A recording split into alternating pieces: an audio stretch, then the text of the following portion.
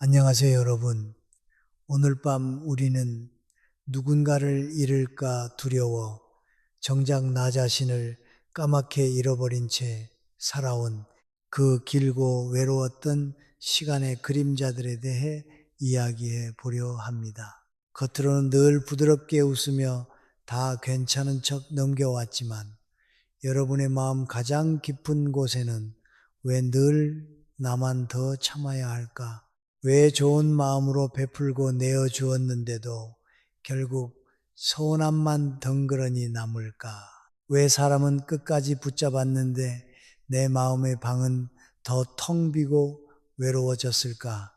하는 묵직하고 서늘한 피로가 켜켜이 쌓여 있지 않으셨나요? 가장 아픈 상처는 낯선 이가 던진 날카로운 말이 아니라 가장 가까운 사람들 앞에서 나를 꾹꾹 눌러 담고 숨겨야 했던 당신 자신의 그 멍든 침묵이었음을 저는 너무나도 잘 압니다. 오늘 이 공간은 당신의 그 오래된 착각과 억눌려온 고통의 굳은 살을 가만히 꺼내어 비로소 안전하게 어루만지고 보두머네는 조용한 치유의 자리가 될 것입니다.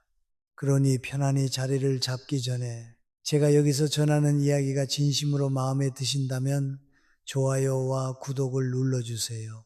그리고 지금 이 영상을 보고 계신 곳이 어디인지, 그곳의 현재 시간은 몇 시인지 창밖의 풍경과 함께 댓글로 가만히 남겨주시겠어요? 서로 다른 물리적 공간과 시간 속에 있더라도 우리는 같은 마음의 주파수를 맞추며 온기를 나눌 수 있으니까요. 자, 이제 불을 끄고 원하신다면 선풍기 소리 같은 잔잔한 백색 소음을 틀어두셔도 좋겠습니다. 오늘 밤의 여정을 시작해 보겠습니다. 우리는 참으로 긴 시간 동안 누군가의 딸로, 아내로, 엄마로, 며느리로, 그리고 든든한 언니나 다정한 친구로 살아왔습니다. 세상의 모든 복잡한 관계 속에서 내 감정의 민낯을 들여다보는 법보다는 나에게 주어진 역할을 무리 없이 해내는 법을 훨씬 먼저 그리고 더 아프게 배웠지요. 누군가와의 관계가 작은 바람에도 흔들릴 때마다 우리는 습관적으로 스스로를 향해 매서운 질문에 화살을 돌렸습니다.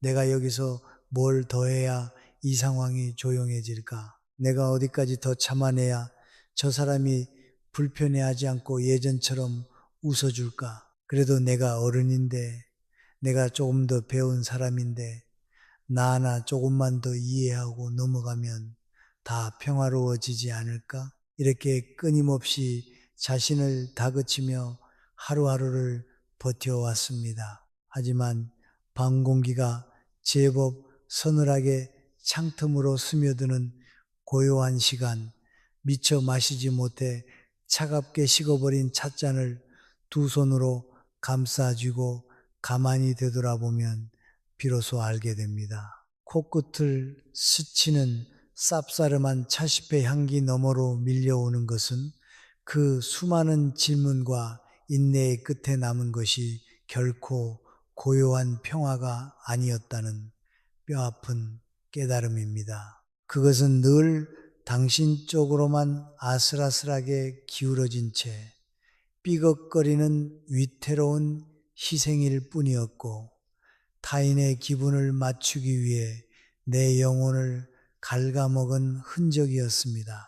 여러분, 혹시 심해팔 0m 아래 캄캄하고 차가운 바닥에 사는 스네일피시라는 작은 물고기에 대해 들어보신 적 있나요? 이 여린 생명체는 그 어마어마한 바다의 수압을 견디기 위해 스스로 뼈를 무르게 만들고 단단한 비늘조차 포기한다고 합니다. 부서지거나 꺾이지 않기 위해 자신을 한없이 연하게 녹여내며 그 무서운 압력을 홀로 감당해내는 처절한 생존 방식인 셈이죠. 어쩌면 우리네 삶도 이 조용한 심에 의해 고군분투와 참 많이 닮아 있었습니다. 가족이라는 이름의 수합, 언제나 좋은 사람이어야 한다는 그 묵직한 사회적 압력을 견디기 위해 우리 역시 내 안의 뼈대와 감정의 비늘을 다 녹여버린 것은 아닐까요? 그 결과 겉으로는 유연해 보일지 몰라도 속은 작은 해류에도 이리저리 휩쓸리는 텅 빈 처지가 되고 말았습니다. 이러한 일련의 태도들은 단순히 성격이 유순하고 착해서라고 낭만적으로 치부하기엔 꽤나 복잡하고 위험한 구조를 가집니다. 이는 다중 주체적 관계망 안에서 개인의 주체적인 감정적 경계를 완전히 허물어버리는 이른바 자기희생적 자아 구조화라는 심리적 기제로 설명될 수 있는 무거운 문제거든요. 대학교의 심리학 공개 토론에서나 나올 법한 딱딱하고 건조한 학술적 표현 같지만 우리의 일상 속 무너진 심연을 이보다 더 정확하고 냉철하게 짚어내는 개념도 드물 것입니다. 우리는 나를 잃어가면서까지 누군가의 세계를 억지로 지탱해주고 있었던 것입니다. 야, 그래도 네가 첫째인데 한 번만 더 져줘라. 어른이 참아야지 어쩌겠어. 아유, 제가 그냥 안 보고 말지. 뭐하러 피곤하게 얼굴 붉히고 싸워요. 저만 입 꾹 닫고 참으면 다 조용한데 스마트폰 메신저 너머로 너무나도 흔하게 오가는 이 현대적인 대화들 속에서 우리는 나 자신을 지우는 법을 매일 숨쉬듯 복습해 왔습니다. 사실 무조건 참고 인내하는 것이 으뜸 가는 미덕이라고 귀에 못이 밝히도록 배운 세대 아닙니까?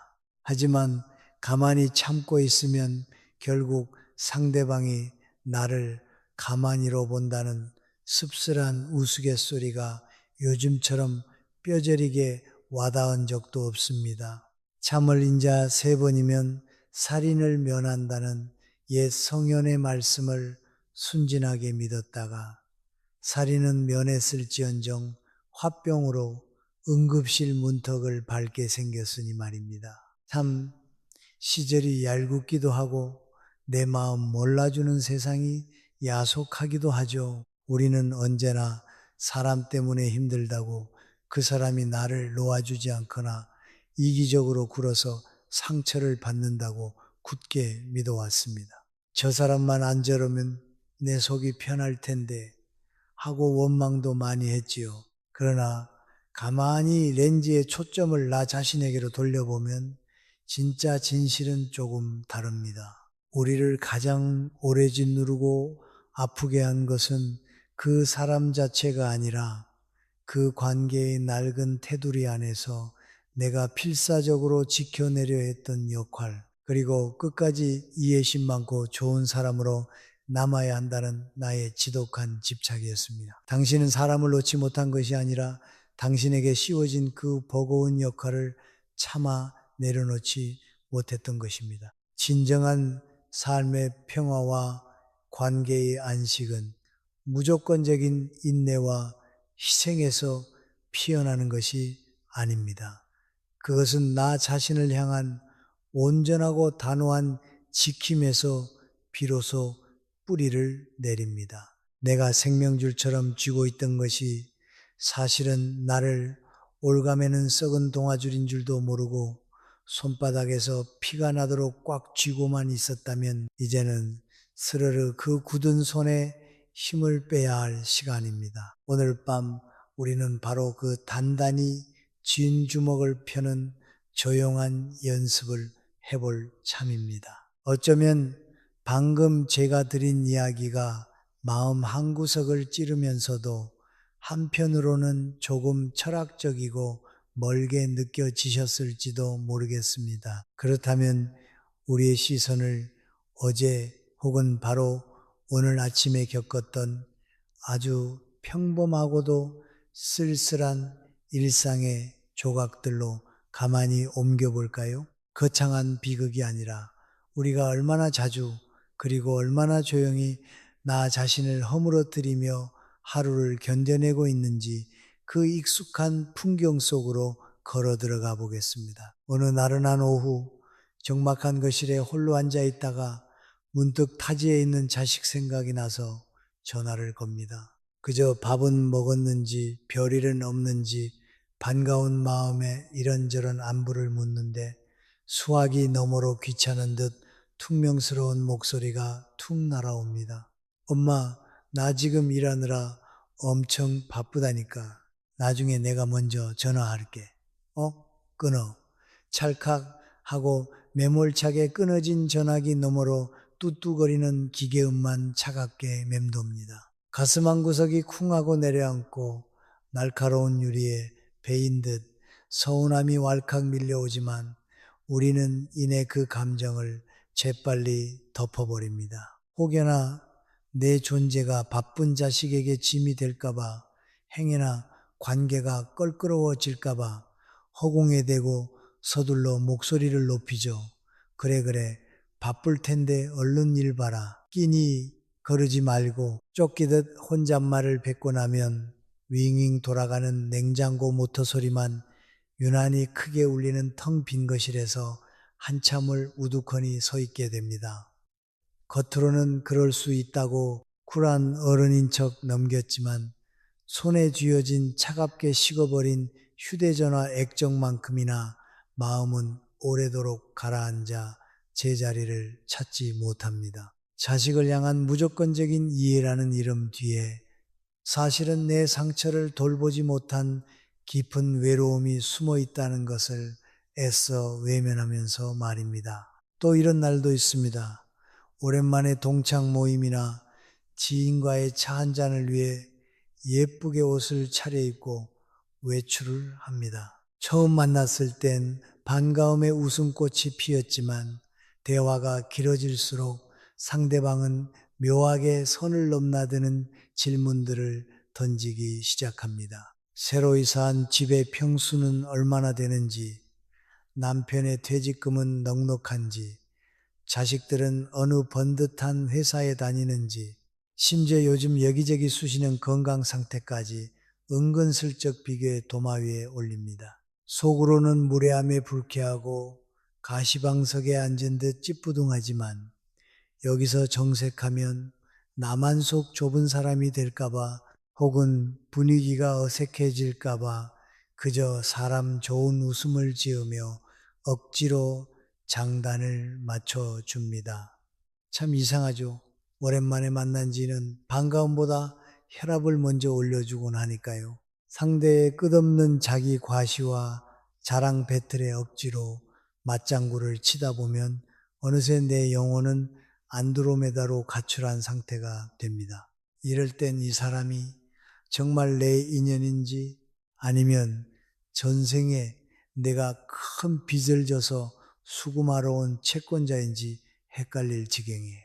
그렇게 입가의 경련이 잃도록 실없는 농담으로 속을 달래며 집에 돌아오면 현관문을 닫고 구두를 벗자마자 왈칵 뼈저린 자책감이 밀려옵니다. 내가 왜 거기서 바보같이 다 웃어주고 묻지도 않은 내 속 이야기까지 줄줄 털어놓았을까? 피로감에 젖은 채 거울 속에 비친 내 억지 웃음이 너무나도 낯설고 가엽게 느껴지는 순간입니다. 명절이나 온 가족이 모이는 대소사가 있는 날은 또 어떤가요? 아침 일찍부터 허리가 끊어질 듯 전을 부치고 찌개를 끓이고 커다란 상을 차려내며 누구 하나 서운한 기색이 없는지 부지런히 눈치를 살피는 것은 늘 당신의 고단한 몫입니다. 도마 위에서 팔을 썰어내는 경쾌하고 리드미컬한 칼질 소리 사이로 묵직하게 욱신거리는 손목과 무릎의 통증을 애써 무시하며 스스로를 다독입니다. 막상 상을 다 치우고 너무 지쳐서 나도 이제는 나이 들어서 관절도 아프고 힘들다라고 조심스레 한마디 꺼내려 치면 돌아오는 대답은 차갑습니다. 엄마 요즘 갱년기야? 왜 이렇게 예민하게 굴어? 아유, 어머니, 그 정도 명절 치르는 거 가지고 다들 그러고 살아요. 이런 무심한 핀잔이 화살처럼 꽂힐까 두려워 결국 목구까지 차오른 한숨을 도로 삼키고 맙니다. 언시는 그것이 무언의 규칙으로 묵인되는 순간 타인에게는 너무나도 당연한 권리가 되고 나에게는 평생 벗어던질 수 없는 무거운 족쇄가 된다는 서늘하고도 명징한 진실을 우리는 너무 자주 잊고 살아갑니다. 내가 감당해야만 이 가정이 무너지지 않는다는 그 지독한 책임감의 환상 속에서 정작 무너져 내리고 있는 것은 바로 나 자신의 몸과 마음이라는 사실을 모른 채로요. 그리고 어쩌면 가장 슬프고 처절한 상황은 누군가에게 명백히 서운하고 부당한 일을 당했을 때 벌어집니다. 상식적인 잣대로 생각해 보면 당연히 사과를 받아야 할 쪽은 당신이고 화를 내며 돌아서야 할 사람도 당신입니다. 하지만 침묵의 시간이 하루 이틀 길어질수록 그 사람에 대한 분노보다 이대로 영영관계가 끊어질지도 모른다는 거대한 불안감이 목을 강하게 조여옵니다. 내가 참지 않으면 이 인연이 여기서 끝날 것만 같은 두려움에 결국 못 이기는 척 먼저 휴대전화를 들고 맙니다. 내가 아까는 좀 과하게 반응했어.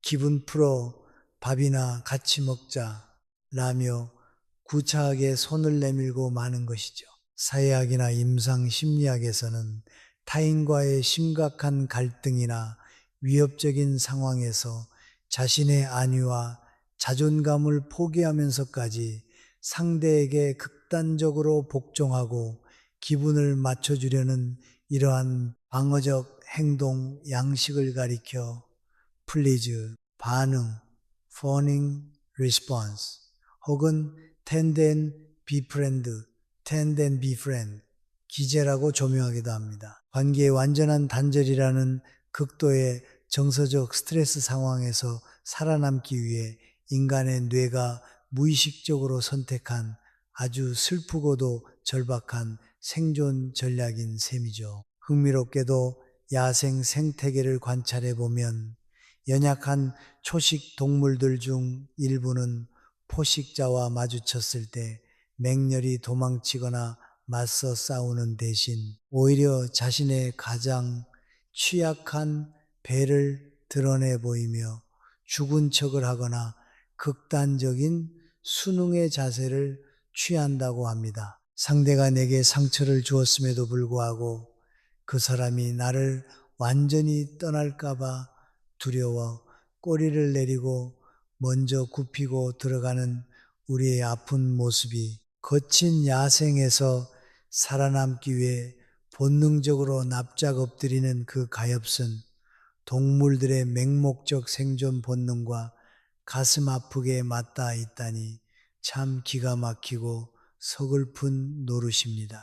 그렇게 내 자존심을 꺾어가며 억지로 이어붙이고 봉합한 관계의 끝에 남는 것은 결코 따뜻한 위로나 평온한 온기가 아닙니다. 그것은 내 마음의 밑바닥에서부터 뼛속까지 시리게 스며드는 지독한 초라함, 그리고 사람을 곁에 두고도 바람이 숭숭 통하는 듯한 텅 빈 허무함 뿐입니다. 여러분, 지금 제가 들려드린 이 이야기들이 그저 텔레비전 드라마에나 나올 법한 어딘가에 사는 운 나쁜 누군가의 특별한 사연처럼 들리시나요? 결코 그렇지 않으실 겁니다. 이것은 특별한 비극이 아니라 너무나도 익숙해서 문제의식조차 느끼지 못하고 방치해 두었던 바로 어제와 오늘의 내 모습이자 우리의 보편적인 일상 그 자체입니다. 그저 사람을 잃을까 두려워 관계의 평화를 깬다는 죄책감이 무서워 매 순간 나의 진실한 감정을 쓰레기통에 처박듯 버려왔던 이 조용하고도 잔인한 비극은 이제 여기서 멈추어야 합니다. 그렇게 하루하루 나를 지워가는 모습은 남들 눈에는 그저 참을성 많고 성품이 온화한 그야말로 법 없이도 살 좋은 사람으로 보일지 모릅니다. 하지만 고요해 보이는 그 겉모습 아래 우리의 내면 깊은 곳에서는 나라는 존재의 근간을 조용히 무너뜨리는 세 가지의 치명적인 위험이 서서히 아주 은밀하게 진행되고 있습니다. 이것은 단순히 그때그때 느끼는 가벼운 서운함의 문제가 아니라 앞으로 남은 우리 노년의 품격과 평안을 뿌리째 흔들어버리는 보이지 않는 구조적인 재난과도 같습니다. 첫 번째로 찾아오는 징후는 바로 감정의 왜곡입니다. 우리는 속으로 피가 나도록 서운한데도 입으로는 늘 괜찮다고 말하고 뼈골이 빠지게 힘든데도 이 정도는 할 만하다며 억지 웃음을 짓는 일에 너무나 오랫동안 길들여져 왔습니다. 마치 가스레인지 위에서 까맣게 타들어가는 뜨거운 찌개 냄비를 맨손으로 덥석 쥐었을 때처럼 손끝에서부터 찌릿한 통증이 올라오는데도 스스로에게 독한 마취주사를 놓듯 그 뜨거움을 애써 모른 척 삼켜버리는 것이죠. 이렇게 진짜 내 감정과 겉으로 표현하는 반응 사이의 간극이 무섭게 벌어지는 현상을 심리학에서는 정서적 소외, emotional alienation라고 부릅니다. 내 마음의 유일한 주인이 나임에도 불구하고 내 감정으로부터 철저히 소외되어 버리는 이 서글프고 건조한 학술적 상태가 매일 우리의 거실과 주방에서 끊임없이 반복되고 있는 겁니다. 이런 날들이 겹겹이 쌓이면 결국 내 감정을 정확히 느끼는 마음의 센서 자체가 둔탁하게 고장 나버립니다. 나중에는 내가 정말 마음이 갈기갈기 찢어지게 아픈 것인지 아니면 그럭저럭 견딜 만한 것인지조차 분간하기 어려워지는 짙은 안개 속을 홀로 헤매게 됩니다. 차라리 가슴속에 참을인 자를 너무 많이 새기다 못해 몸에서 영롱한 사리가 한 말은 거뜬히 나올 지경인데도 정작 내 마음이 살려달라고 보내는 절박한 구조 신호는 나조차도 읽어내지 못하는 기막힌 상황이 벌어지는 것입니다. 두 번째 위험은 관계 왜곡입니다. 처음에는 가족과 지인을 향한 순수한 배려와 다정한 사랑으로 시작했던 희생이 아무런 제지 없이 반복되는 순간 상대방에게는 하나의 단단하고도 무서운 기준으로 굳어져 버립니다. 주말 저녁 가족들이 거실 소파에 모여 앉아 배달 음식을 고를 때도 어김없이 이런 무심한 말이 들려옵니다. 엄마는 원래 아무거나 다 잘 드시잖아. 매운 거 못 드시나? 에이, 괜찮아. 엄마는 대충 있는 반찬에 드시면 된다고 해서 그냥 우리 먹고 싶은 거 시키자. 이 익숙하고도 잔인한 현대적인 대화 속에서 나의 따뜻했던 희생은 어느새 그들의 당연한 편리가 되어버렸습니다. 타인을 향한 배려를 계속하면 나중에는 아예 배를 내밀고 자신의 권리인 줄 안다더니 그 씁쓸한 옛날 농담이 내 노년의 다큐멘터리가 될 줄 누가 알았겠습니까? 타인은 어느새 이 사람은 원래 속이 넓어서 괜찮아 하는 사람, 아무 말 안 하니까 당연히 좋다는 뜻이겠지라는 편리한 자기 합리화에 빠집니다. 나의 깊은 상처 위에 타인의 무심함이 아주 편안하고 견고한 습관으로 자리 잡는 것. 이것이 바로 끝없는 양보가 만들어낸 가장 비극적인 관계의 기형입니다. 마지막으로 세 번째, 그리고 가장 뼈아픈 위험은 자존감의 조용한 침식입니다. 흔히 사람들은 자존감이라는 것이 사업에 크게 실패하거나 큰 병에 걸리거나 믿었던 사람에게 엄청난 배신을 당하는 등 거대한 사건을 겪을 때만 우르르 무너진다고 착각합니다. 하지만 건축공학의 세계를 가만히 들여다보면 참으로 놀랍고도 흥미로운 사실이 하나 있습니다. 거대한 철수교나 튼튼한 다리를 하루아침에 붕괴시키는 것은 수십 톤의 무거운 트럭 한 대가 지나갈 때가 아니라고 합니다. 눈에 보이지도 않는 아주 미세한 균열들, 즉 금속 내부의 미세피로 마이크로파티가 수년 동안 차곡차곡 누적되었을 때 어느 날 갑자기 예고도 없이 다리가 폭삭 주저앉아 버린다는 것이죠. 우리의 자존감도 이와 조금도 다르지 않습니다. 매일 일상에서 겪는 작은 무시를 묵묵히 참고 찰나의 작은 불편들을 속으로 꾹꾹 눌러 담고 사소한 서운함들을 밤물과 함께 꿀꺽 삼키는 그 지루하고 고단한 과정 속에서 내 마음에 든든했던 뼈대는 조용히 그러나 아주 확실하게 바스러지고 있습니다. 평생을 바친 착한 사람 콤플렉스의 번듯한 졸업장이라도 챙겨주면 좋으련만 현실은 그저 언제든 함부로 대해도 되는 만만한 호구라는 꼬리표 하나만 달랑 쥐어줄 뿐입니다. 삶의 위대한 지혜를 꿰뚫어 본 철학자 키르케고르는 이런 말을 남겼습니다. 가장 깊은 절망은 자기 자신이기를 포기하는 절망이다.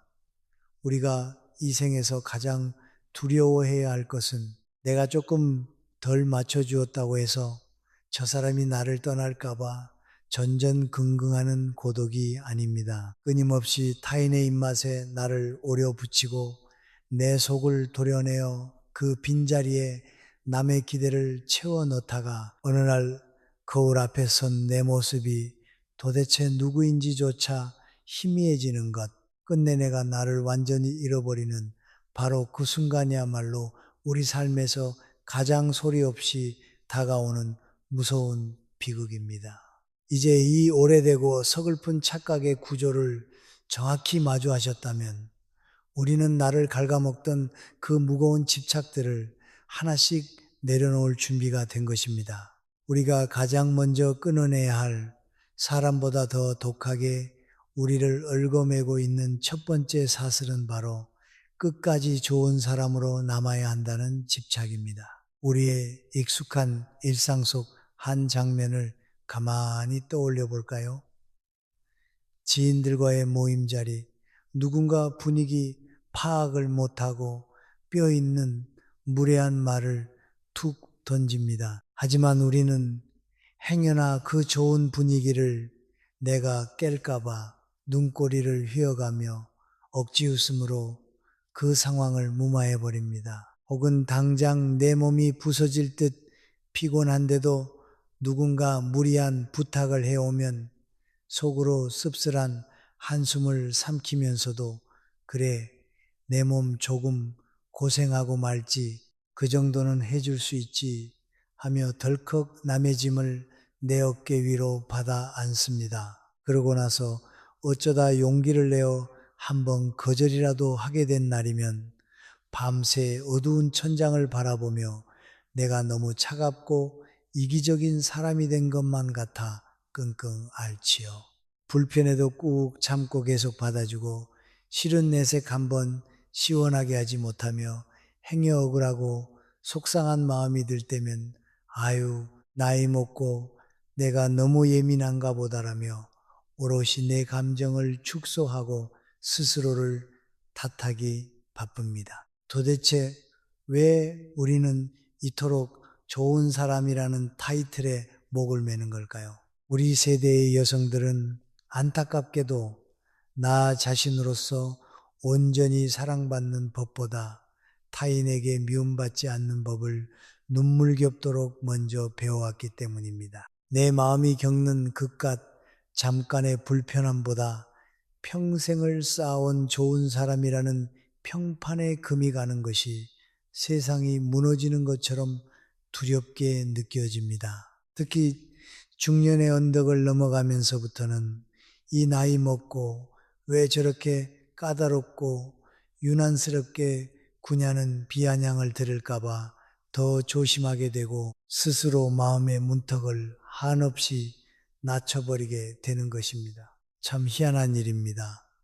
좋은 사람 콤플렉스라는 이 직장은 4대 보험도 안 되고 나중에 연금도 안 나오는 지독한 평생 직장인데 말이죠. 명절 보너스 대신 스트레스만 두둑하게 챙겨주는데도 우리는 왜 이리 눈치 없이 성실한 걸까요? 퇴직금 한 푼 안 나오는 이 고된 감정 노동에 우수사원 표창이라도 받을 기세로 참 열심히도 출근 도장을 찍어 왔습니다. 사회학에서는 개인이 타인의 기대에 부응하여 사회적으로 수용 가능한 행동만을 하려는 경향을 가리켜 사회적 바람직성 편향, social desirability bias이라고 설명합니다. 무조건적인 웃음과 배려로 덧칠 땐 이 편향된 태도는 처음에는 삐걱거리는 관계에 윤활유 역할을 하며 모든 것을 부드럽게 만드는 듯 보입니다.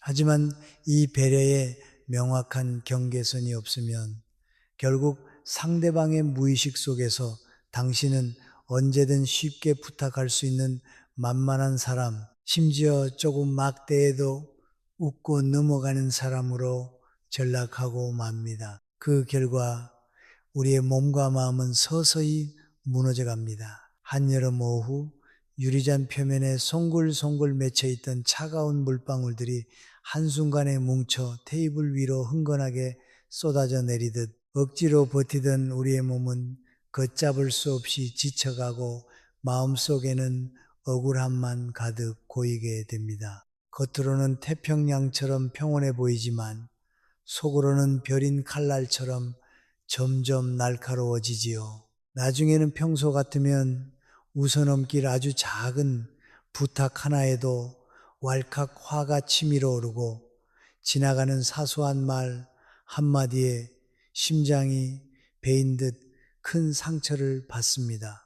왜냐하면 지금 당신이 터뜨린 그 분노는 방금 일어난 그 작은 사건 때문이 아니라 수십 년간 켜켜이 누적된 무시와 과잉 배려가 만들어낸 지독한 피로의 폭발이기 때문입니다. 영국의 고즈넉한 시골길을 걷다 보면 해지로우라 불리는 아주 촘촘하고 오래된 생울타리를 흔히 볼 수 있습니다. 이 단단한 가시덤불 울타리는 야생동물들로부터 소중한 양떼를 지켜내는 동시에 덤불 속 수많은 작은 생명체들에게 안전한 둥지가 되어줍니다. 우리의 마음도 이와 같습니다. 경계가 무너진 들판은 누구의 존중도 받지 못한 채 이리저리 짓밟히지만 부드러우면서도 단단한 선이 있는 곳에는 비로소 생명력 있는 건강한 관계가 머물게 됩니다. 모든 사람에게 좋은 사람인 사람은 정작 자기 자신에게는 가장 나쁜 사람이다라는 격언처럼 좋은 사람이 되는 것보다 먼저 내 마음이 나를 버리지 않게 지켜내는 것이 중요합니다. 중년 이후에 품이 있는 사람은 모든 것을 다 받아주는 사람이 아니라 무리한 것을 부드럽게 끊을 줄 아는 사람입니다. 그러니 오늘부터 누군가 당신의 선을 넘어오려 할 때 이 짧고 분명한 한 문장을 입술에 조용히 얹어 연습해 보시길 권합니다. 그건 제가 여기까지는 도와드릴 수 있지만 그 이상은 어렵겠어요. 이 말은 결코 상대를 향해 나를 세워 싸우자는 공격이 아닙니다. 모호하게 웃으며 질질 끌려가지 않고 그렇다고 과하게 나를 세워 얼굴 붉히지도 않으면서 내 기준을 드러내는 성숙한 태도입니다. 이 작은 거절은 상대방에게 이 사람은 친절하지만 자기만의 분명한 선을 가진 사람이구나 하는 인상을 줍니다. 결국 사람들은 자신의 모든 것을 다 내어주는 사람보다 미소를 띠며 분명한 선을 그을 줄 아는 사람을 더 조심하고 진심으로 존중하게 마련입니다. 우리를 무겁게 짓누르는 두 번째 사슬은 바로 끝까지 내 진심을 이해받아야 한다는 집착입니다. 우리의 일상 속 익숙한 장면 하나를 꺼내어 보겠습니다. 누군가에게 몹시 서운하고 마음 아픈 일을 겪었을 때 가슴 한가운데에는 마치 차가운 돌덩이 하나가 묵직하게 얹힌 것처럼 숨이 턱턱 막혀옵니다. 밤새 뒤척이다. 결국 우리는 상대를 마주 앉혀놓고 길고 긴 호소를 시작합니다. 내가 그때 왜 그렇게 눈물이 났는지, 당신이 무심코 던진 그 말이 내 낡은 상처를 어떻게 건드렸는지, 내 진심은 결코 그런 뜻이 아니었음을 아주 세세하고 정성스레 풀어놓지요. 혹시나 내 마음을 오해할까봐 단어 하나하나까지 고르고 또 골라서 말입니다. 하지만 그렇게 쏟아낸 절절한 마음 끝에 돌아오는 상대의 반응은 서늘하기 짝이 없습니다. 아유, 엄마, 또 시작이네. 내가 뭐 그렇게 큰 잘못을 했다고 자꾸 옛날 이야기까지 꺼내면서 사람을 피곤하게 해? 엄마가 요새 너무 예민하게 받아들이는 거 아니야? 이 흔하고도 가시돋친 현대적인 대화 속에서 우리는 방어막이 완전히 해제된 채 더 깊고 치명적인 상처를 입게 됩니다. 참 기가 막히고 억울한 노릇입니다. 차라리 거실 한편에 무심히 놓인 공기청정기에 대고 하소연을 하는 편이 나을 뻔했습니다. 기계는 적어도 내 말을 중간에 싹둑 자르거나 유난 떤다며 가르치려 들지는 않으니까요.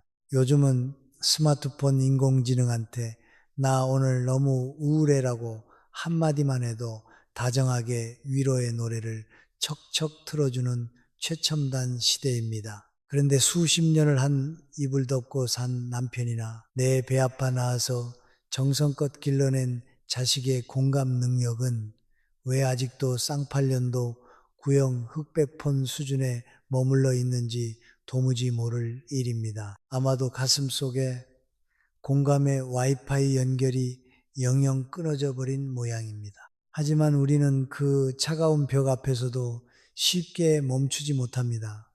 상대가 귀찮아할수록 어떻게든 내 진심을 알아달라며 더 길고 자세하게 상황의 앞뒤를 설명하기 시작하죠. 사람이 가까운 사이일수록 상처를 받았을 때 다른 사람은 몰라도 너만큼은 내 마음을 알아줘야 하지 않나 라는 아주 절박하고 강렬한 기대를 품게 됩니다. 특히나 평생을 가족과 관계를 위해 헌신해 온 여성일수록 내 마음을 온전히 이해받는 것이 곧 내가 존재 가치를 인정받고 사랑받는 길이라고 믿어왔습니다. 심리학이나 인간 관계학에서는 이렇게 타인에게 자신의 상처를 납득시킴으로써 스스로의 감정을 확인받으려는 태도를 정서적 타당성, 갈구 desire for emotional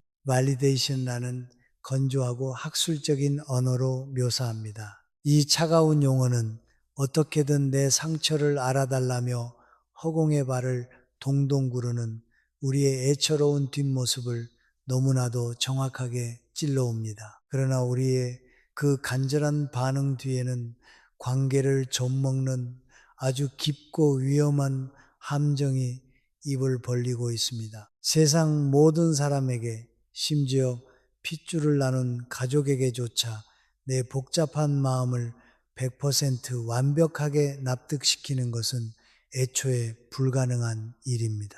아주 흥미로운 사실이 하나 있는데요. 1917년에 우주로 발사되어 지금은 태양계를 아득히 벗어나 버린 탐사선 보이저 1호에는 지구의 소리와 인류의 존재를 외계인에게 설명하기 위한 골든 레코드가 실려 있다고 합니다. 가끔 내 마음을 이해할 의지가 전혀 없는 사람에게 억지로 상처를 설명하고 앉아있는 일은 저 캄캄하고 끝없는 우주 공간으로 레코드판 하나를 달랑 던져놓고 외계인이 부지 이 노래를 듣고 내 마음을 알아주기를 하염없이 기다리는 것만큼이나 무모하고 외로운 짓입니다. 이해할 마음의 문을 굳게 닫아버린 사람 앞에서 설명을 길게 이어갈수록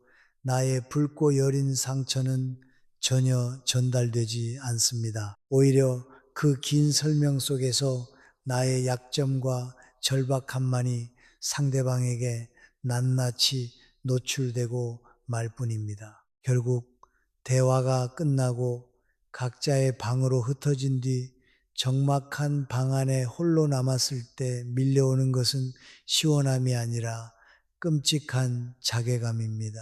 입술은 바싹 타들어가고 내가 왜 바보같이 거기서 그 옛날 이야기까지 꺼냈지? 괜히 내 밑바닥만 보여주고 더 초라해 보였나 하는 뼈아픈 후회의 감정만 쓰나미처럼 덮쳐옵니다. 대화는 결국 구차한 해명이 되고 해명은 궁색한 변명이 되어버립니다. 설명은 다 했는데 존중은 단 한 줌도 받지 못했고 내 감정은 있는 대로 다 쏟아부어 표현했는데 마음의 방은 이전보다 훨씬 더 스산하고 텅 비어버리게 되는 것이죠. 이제 우리는 사람을 대하는 방식에서 한 차원 더 성숙해져야 합니다. 나와 맺어진 모든 오해의 실타래를 구구절절 다 풀려고 애쓰지 마세요. 끝내 상대방이 나를 온전히 이해하지 못하더라도 타인의 시선에 휘둘리지 않고 내 마음의 기준을 고요하게 지켜내는 힘을 기르는 것이 훨씬 더 중요합니다. 오래된 삶의 지혜를 담은 철학적 격언 중에는 이런 말이 있습니다. 결코 변명하거나 설명하려 하지 마라. 진정한 친구라면 그런 설명이 필요 없을 것이고 적이라면 어차피 당신의 말을 믿지 않을 것이다. 진정으로 성숙하고 품위 있는 사람은 억울함을 풀려고 끝까지 바짓가랑이를 붙잡고 납득시키려 애쓰지 않습니다. 그저 꼭 필요한 말만을 정갈하게 남긴 채 미련 없이 조용히 물러날 줄 아는 단단한 뒷모습을 가졌을 뿐입니다. 만약 또다시 누군가 당신의 마음을 후벼 파고도 이해하려 들지 않거든 길게 해명하거나 눈물로 호소하는 대신 부드럽고도 분명한 경계를 담아 이렇게 단 한마디만 건네보세요. 제 마음을 다 이해하지 않으셔도 괜찮아요. 다만 저는 그 방식은 편하지 않습니다. 이 한마디가 품고 있는 보이지 않는 힘은 실로 거대합니다. 이 말은 어떻게든 상대를 설득해 보려는 나약한 태도가 아니라 네가 나를 몰라주어도 나는 흔들림 없이 내 기준대로 여기 서 있다는 내 자존감의 조용한 선언이기 때문입니다. 긴 설명에 매달리며 헐떡이지 않기 때문에 상대의 눈에 비친 당신은 커다란 바위처럼 절대 흔들려 보이지 않습니다. 사람들은 눈물을 글썽거리며 끝없이 자신을 증명하려고 애쓰는 사람보다 오해 속에서도 자기 연민에 빠지지 않고 조용히 자신의 입장을 정리할 줄 아는 사람에게 훨씬 더 무거운 무게감과 깊은 존중을 느낍니다. 모든 것을 이해받으려는 집착을 내려놓는 바로 그 순간 아이러니하게도 당신은 내 마음을 지키는 가장 견고한 성벽을 갖게 될 것입니다. 우리를 그토록 오래 올가매었던 세 번째이자 마지막 사슬은 바로 내가 끝까지 다 책임져야 한다는 집착입니다. 우리의 평범한 주말 아침 풍경을 가만히 들여다볼까요? 베란다 창문을 넘어오는 뽀얀 아침 햇살 아래 당신은 밤새 돌아간 세탁기에서 축축하게 엉킨 빨래들을 꺼내어 털고 있습니다. 코끝을 스치는 쌉싸름한 섬유유연제, 향기 속에서 욱신거리는 손목을 애써 주무르고 있는데 거실에서 어김없이 가족들의 목소리가 들려옵니다. 엄마, 내 파란 셔츠 어디 있어? 나 오늘 입고 나가야 하는데 여보, 이번 달 자동차 보험료 갱신은 당신이 알아서 처리했지? 자식들의 크고 작은 고민부터 집안의 무거운 대소사, 심지어 가족 간의 사소한 갈등을 무마하는 감정의 쓰레기통 역할까지 언제나 당신의 몫입니다. 마치 당신이 단 하루라도 손을 놓아버리면 이 견고해 보이던 가정이 모래성처럼 와르르 무너져 내릴 것만 같은 불안감에 몸살이 나서 이마가 불덩이처럼 끓어도 비틀거리며 일어나 국을 끓이고 청소기를 돌리지요. 사실 냉정하게 따져보면 우리는 가족의 일원이 아니라 연중무휴 24시간 돌아가는 편의점의 비정규직 점장이나 다름없습니다. 아니, 편의점 점장님은 꼬박꼬박 야간 수당이라도 챙겨받으시지 우리는 월급은커녕 훈장 같은 다크서클만 눈 밑에 덤으로 얻어갑니다. 집안 식구들은 자기 손발이 멀쩡히 달려있는데도 툭하면 엄마부터 찾으니 이쯤 되면 내가 엄마인지 만능 해결사 맥가이버인지 정체성의 혼란이 올 지경이죠. 이렇게 지치고 힘들면서도 우리는 입 밖으로 불평 한마디를 내뱉지 못합니다. 짐이 무거워 허리가 휠 것 같아도 누군가에게 도움을 요청하기는커녕 혼자서 묵묵히 버텨냅니다. 상대방이 스스로 고민하고 해결해야 할 몫의 인생 숙제까지 내 어깨 위로 척척 떠안으면서 우리는 그것을 어머니의 숭고한 책임감이라고 스스로를 아름답게 포장해 왔습니다. 하지만 이 지독한 책임감의 이면을 차분히 들여다보면 그 안에는 내가 아니면 안 된다는 맹목적인 믿음과 더불어 내가 쓸모 있는 사람이어야만 가족들이 나를 떠나지 않을 것이라는 깊고 어두운 두려움이 또다리를 틀고 있습니다. 임상 심리학에서는 이처럼 타인의 삶과 문제까지 자신의 통제 아래 두고 무리하게 해결하려 애쓰는 강박적인 태도를 가리켜 구원자 환상, rescuer fantasy 혹은 상호 의존적 통제 기제라는 다소 차갑고 학술적인 용어로 정의합니다.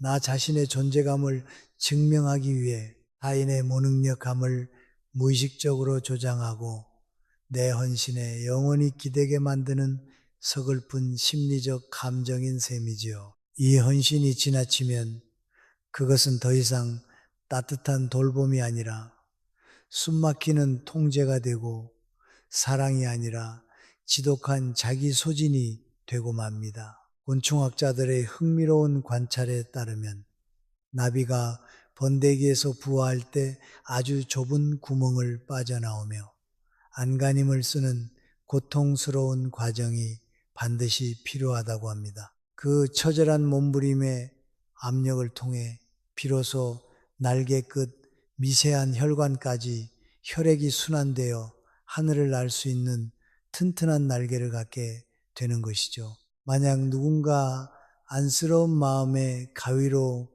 번데기를 살짝 찢어 그 과정을 쉽게 만들어주면 그 나비는 평생토록 퉁퉁 부은 몸으로 바닥을 기어 다닐 뿐 결코 날아오르지 못한다고 합니다. 우리의 과도한 책임감도 이와 똑같습니다. 내가 모든 것을 대신 다 해주는 동안 다른 가족들은 스스로의 삶을 감당하는 정서적 근육을 키우지 못한 채 영원한 아이로 주저앉게 되고 정작 내 마음의 우물은 쩍쩍 갈라지며 바닥을 드러내고 맙니다. 그렇게 무리한 질주를 계속했을 때 찾아오는 결과는 처참합니다. 뼈와 관절이 닳아 내 몸이 먼저 와르르 무너져 내리고 마음속에는 뒤늦게 걷잡을 수 없는 서운함이 활화산처럼 폭발합니다. 내가 평생을 뼈 빠지게 희생했는데 어떻게 아무도 내 공로를 몰라주니? 라는 억울함이 목구멍을 찌릅니다. 그리고 가장 두렵고 비극적인 순간은 훗날 내 몸에 정말로 털끝만한 힘조차 남아있지 않게 되었을 때조차 남에게 기대고 도움을 요청하는 방법 자체를 까맣게 잊어버리게 된다는 사실입니다. 삶의 깊은 진리를 남긴 철학자 노자는 진정한 리더는 사람들을 이끌기 위해 그들의 뒤를 걷는다고 말했습니다. 진정한 사랑과 노년의 성숙함 역시 이와 같습니다. 모든 짐을 홀로 떠안고 피를 흘리는 것이 사랑이 아니라 이제는 가족들에게 각자의 배낭과 삶의 몫을 온전히 돌려주는 것도 아주 깊고 위대한 사랑의 방식임을 담담히 받아들여야 합니다. 중년 이후 우리가 갖춰야 할 삶의 품격은 남보다 더 많은 짐을 등에 지고 초인처럼 버텨내는 데 있지 않습니다. 나를 무리하게 갈아 넣지 않고도 각자의 자리에서 편안하게 관계를 유지하는 지혜로운 거리감을 배우는 데 있습니다. 그러니 이제 그 지긋지긋하고 무거운 짐을 조용히 내려놓으며 흔들림 없는 부드러움을 담아 다정하게 이 한마디를 건네어 보십시오. 이번 일은 내가 다 맡기보다 각자 할 수 있는 만큼 나누는 게 좋겠구나. 이 말은 가족에 대한 책임을 내팽개치겠다는 이기심의 발로가 아닙니다. 오히려 나와 우리 가족의 관계를 더 오랫동안 건강하게 숨쉬게 만드는 마법 같은 기준입니다. 내가 혼자 다 짊어지지 않겠다는 태도는 이기심이 아니라 지속 가능함입니다. 처음에는 평생 모든 것을 알아서 다 해주던 당신의 낯선 선언에 사람들이 당황하고 섭섭해할지도 모릅니다. 하지만 결국 자기 몫을 깨닫고 스스로 짐을 나누어지기 시작할 때 그 관계는 비로소 질기고 단단하게 오래갑니다. 그리고 바로 그 건강한 관계 안에서야 비로소 당신은 집안의 꾸준 일을 묵묵히 처리하는 편리하고 기능하는 사람이 아니라 자기 삶의 주도권을 쥔 어른으로서 온전하게 존중받는 사람으로 남게 될 것입니다. 지금까지 우리가 함께 풀어낸 이 세 가지의 묵직한 이야기들, 즉 무리하게 좋은 사람으로 남으려는 애처로운 마음, 끝끝내 내 상처와 진심을 타인에게 해명하려던 안타까운 절박함, 그리고 온 세상의 짐을 다 짊어지며 가족의 구원자가 되려던 그 버거운 헌신을 조용히 내려놓자는 것은 결코 단순한 처세술이나 얄팍한 대화의 기술을 논하자는 것이 아닙니다. 이것은 앞으로 남은 우리 인생의 고요한 계절을 온전하고도 단단한 나의 것으로 만들어가는 성숙한 과정이자 중년 이후의 삶을 든든하게 지탱해 줄 가장 눈부신 삶의 품격에 관한 이야기입니다. 창밖으로 불어오는 늦은 밤의 서늘한 바람에 가볍게 흔들리는 오래된 나무의 실루엣을 가만히 머릿속에 그려보세요. 수십 년의 모진 비바람을 묵묵히 견뎌낸 굵고 튼튼한 밑동은 미동조차 없이 대지에 깊이 뿌리박고 있지만 가지 끝에 여린 잎사귀들은 바람이 부는 대로 그저 부드럽게 사각거리며 유연하게 제 몸을 맡길 뿐입니다. 우리의 삶도 진정 이와 같아야 하지 않을까요? 내 마음의 중심은 묵직하게 지키되 타인과 부딪히는 겉면은 한없이 부드럽고 가볍게 흘려보내는 연습 말입니다. 사회학이나 발달 심리학에서는 나이가 들면서 개인이 겪게 되는 이러한 깊은 정서적 해방감과 통찰을 노년기 발달적 자기 초월, 게로 트란센덴스이라는 참으로 근사한 개념으로 설명하곤 합니다. 젊은 시절 나를 그토록 올가매던 사회적 역할의 굴레나 타인에게 인정받아야 한다는 비좁은 틀에서 마침내 벗어나 보다 우주적이고 내면적인 평화로 시선을 돌리게 되는 매우 자연스럽고도 우아한 인간의 심리적 진화 과정이라는 것이죠. 학자들의 이 차분한 분석처럼 우리가 지금 겪고 있는 이 혼란과 내려놓음의 과정은 병들고 늙어가는 서글픈 쇠퇴가 아니라 오히려 내 영혼이 한 차원 더 높은 곳으로 도약하는 눈부신 성장의 시간인 셈입니다. 참 이상하고도 재미있는 일이죠. 우리는 젊은 시절 얼굴에 희미하게 자리 잡는 주름살 하나라도 더 펴보려고 그렇게 좋다는 비싼 영양 크림을 듬뿍듬뿍 바르며 기를 쓰고 살았는데 말입니다. 정작 중년의 언덕을 넘어가면서 우리가 진짜 공들여 쫙쫙 펴야 할 것은 눈가의 얄팍한 주름이 아니라 늘 남 눈치 보며 긴장하느라 한껏 구겨져 있던 내 마음의 주름이었습니다. 비싼 화장품 10병을 겹쳐 바르는 것보다 내 마음 편하게 먹고 남의 걱정 덜어낸 채 밤에 다리 쭉 뻗고 숙면을 취하는 게 100배는 더 훌륭한 최고의 안티에이징이라는 걸 이제야 깨닫게 되니까요. 어느 날 갑자기 홀가분해진 당신의 태도를 보고 엄마 요새 왜 이렇게 달라졌어? 예전엔 안 그러더니 되게 차갑고 쿨해졌다라며 자식들이나 지인들이 눈을 동그랗게 뜨고 물어올지도 모릅니다. 그럴 때면 굳이 길게 변명할 필요 없이 그저 빙그레 여유롭고 넉넉한 미소 한번 지어주시면 그만입니다. 흔히들 중년 이후의 품격이라고 하면 백화점에서 산값 비싼 실크 머플러를 목에 두르거나 교양 넘치고 화려한 어휘를 구사하는 세련된 겉모습에서 나온다고 착각하기 쉽습니다. 하지만 진짜 사람의 마음을 울리는 서늘하고도 깊은 품격은 결코 그런 피상적인 데서 오지 않습니다. 진짜 품격은 다 설명하지 않아도 억울해하며 흔들리지 않는 고요한 마음, 남의 무리한 부탁을 둥글게 튕겨내고도 조금도 미안해하지 않는 나만의 꼿꼿하고 정갈한 기준, 그리고 타인의 삶을 다 짊어지는 희생을 하지 않아도 내 존재 자체를 함부로 여기지 않는 그 강인한 자존감에서 비로소 배어나오는 향기입니다. 이 나이의 여성에게 진정으로 필요한 것은 타인의 입맛에 맞게 더 착해지고 더 희생하는 고단한 훈련이 아닙니다. 오히려 세상의 무심함에 덜 휘둘리고 내 가치를 타인에게 덜 증명하려 애쓰고 남이 져야 할 짐을 덜 떠안는 깃털처럼 가벼운 연습입니다. 그래야만 비로소 거칠게 파도치던 복잡한 마음이 맑은 호수처럼 고요해집니다.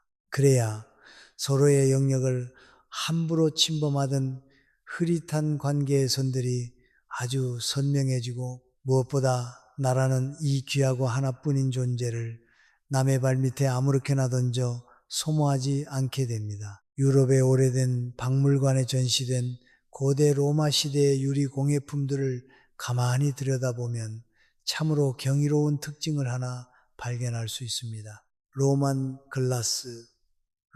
글라스라 불리는 이 낡은 유리 파편들은 흙 속에서 수천 년의 시간을 보내는 동안 주변의 미네랄과 화학적으로 반응하여 오히려 가마에서 갓 구워져 나왔을 때보다 훨씬 더 영롱하고 오색찬란한 무지갯빛 진주 광택을 뿜어낸다고 합니다. 무겁고 어두운 흙더미 속에서 시간의 압력을 묵묵히 견디며 겉면이 깎여나가는 과정 속에서 부서져제가 된 것이 아니라 스스로 더 깊고 신비로운 빛을 품은 보석으로 재탄생한 것입니다.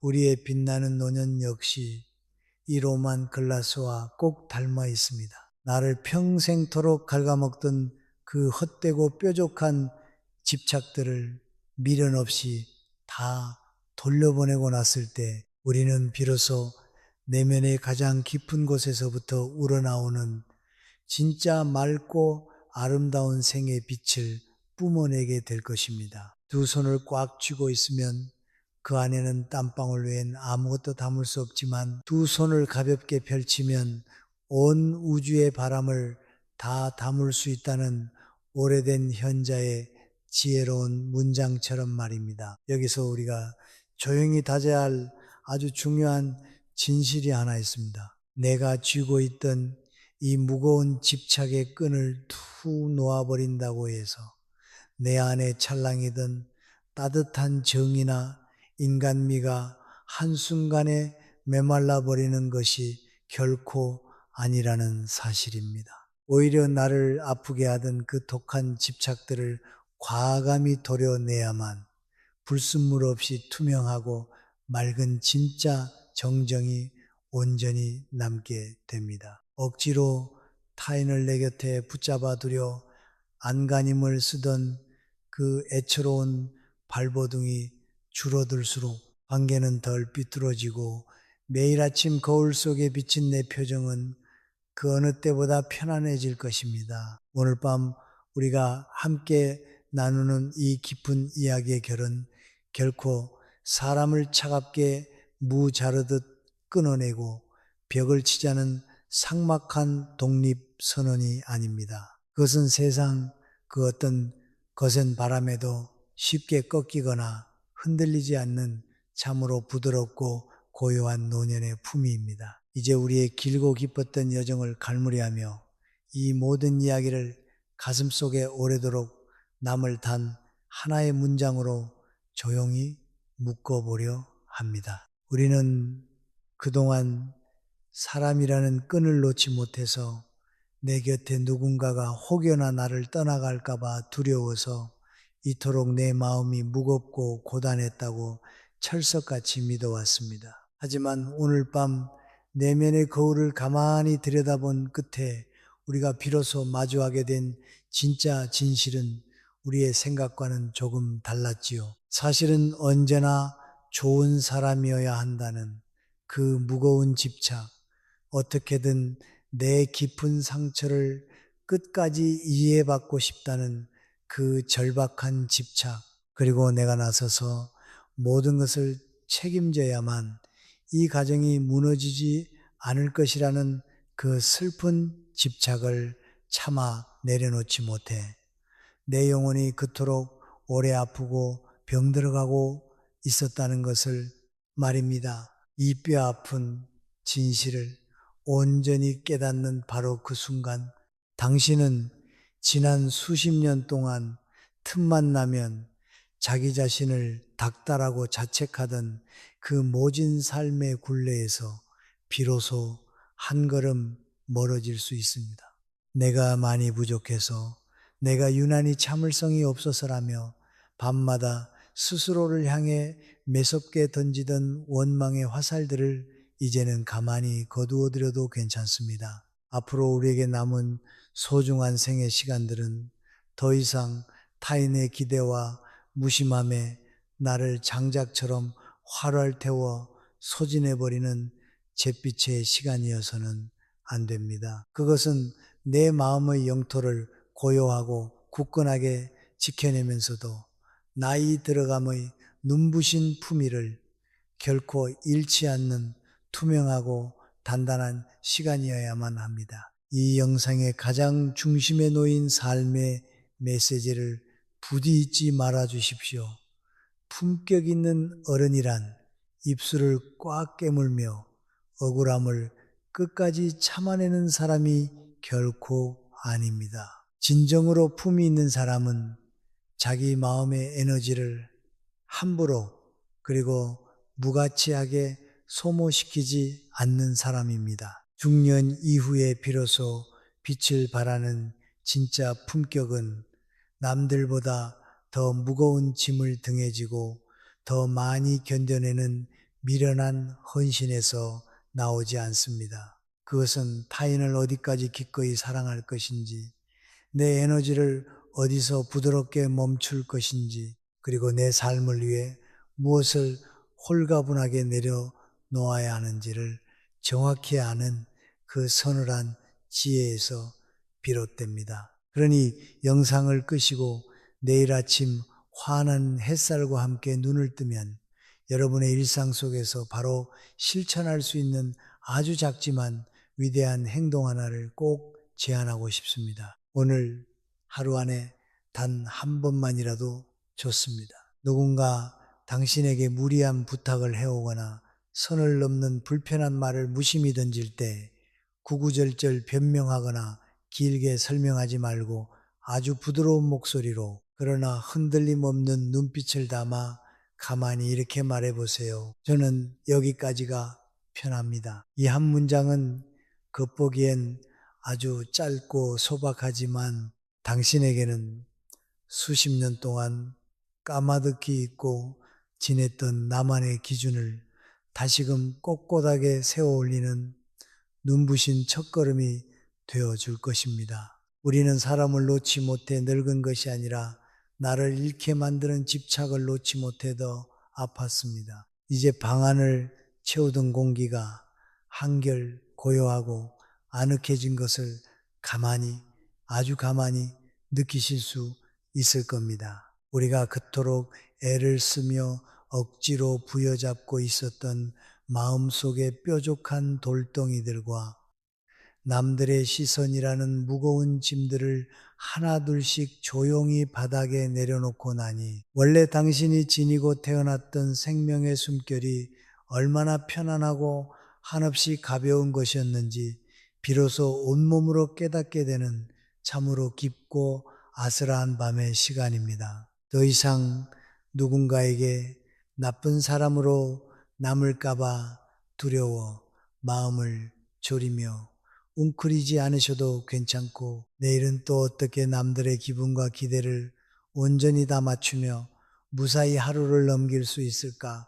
불안해하며 어두운 천장을 바라보고 뒤척이지 않으셔도 정말 괜찮습니다. 그저 지금 이 고요한 순간 당신의 가슴 속에서 뛰고 있는 조용하고 규칙적인 심장 박동 소리에 천천히 귀를 기울이며 평생을 가족과 타인을 위해 헌신하며 살아오느라 구석구석 남몰래 멍이 들고 헐어버린 당신 자신의 여린 영혼을 마치 세상에서 가장 귀하고 어여쁜 아기를 달래듯 한없이 다정하고 부드럽게 쓰다듬어 주시길 바랍니다. 당신은 그동안 당신이 견뎌야 했던 그 무거운 역할의 무게 속에서 참으로 눈물겹게 애를 쓰며 하루하루를 살아왔고 그 누구의 거창한 인정이나 칭찬이 주어지지 않는다 하더라도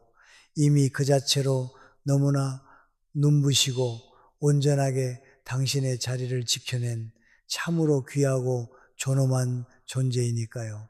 열린 창틈 사이로 스쳐 지나가는 부드러운 밤바람 소리가 당신의 귓가를 가만히 어루만지고 수많은 생각으로 무거웠던 눈꺼풀이 마침내 솜털처럼 나른하게 내려앉는 이 평화롭고 고요한 찰나의 순간 당신의 마음 가장 깊숙한 곳에 세상 그 무엇과도 바꿀 수 없는 평온한 안식의 물결이 아주 천천히 그리고 잔잔하게 번져가기를 제 온 마음을 다해 조용히 속삭여 봅니다. 대본이 끝났습니다. 편안한 밤 되세요.